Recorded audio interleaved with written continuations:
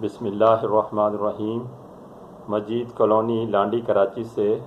محترم عبدالرحیم سواتی بھائی صاحب نے پوچھا ہے کہ مسجد کی ٹوپی میں نماز پڑھنے کی کیا شرعی حیثیت ہے؟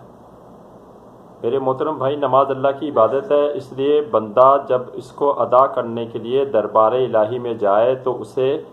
اچھے صاف ستھرے لباس میں جانے کا حکم ہے، اور فقہاء کرام نے فرمایا ہے کہ اگر کوئی جس لباس کو پہن کر محافل میں جانا پسند نہ کرتا ہو، اگر وہی لباس پہن کر وہ نماز ادا کرنے اللہ کی بارگاہ میں آئے تو ایسا لباس پہننا اور اس میں نماز ادا کرنا مکروہ ہے۔ اب مساجد میں جو چٹائی کی یا پلاسٹک کی ٹوپیاں رکھی ہوتی ہیں وہ میلی کچیلی بھی ہوتی ہیں، اور لوگ ان کو پہن کر محافل میں جانا یا دیگر لوگوں سے ملنا معیوب سمجھتے ہیں، اس لیے مسجد میں رکھی ہوئی چٹائی یا پلاسٹک کی ٹوپی پہن کر نماز ادا کرنا مکروہ ہے۔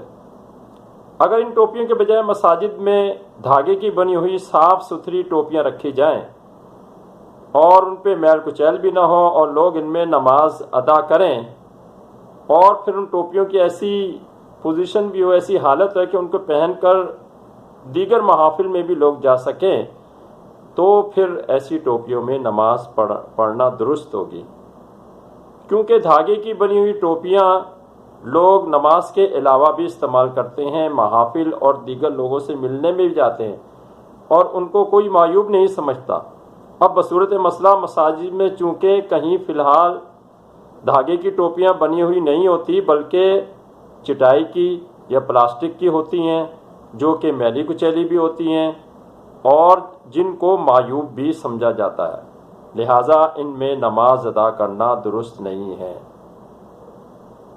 سب سے صحیح تو یہ چیز ہے کہ اپنے گھر کی ٹوپی پہنی جائے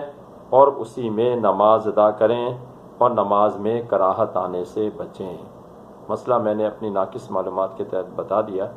باقی اس کی حقیقت کیا وہ میرا اللہ جانتا ہے، باقی واللہ اعلم۔ السلام علیکم ورحمۃ اللہ وبرکاتہ۔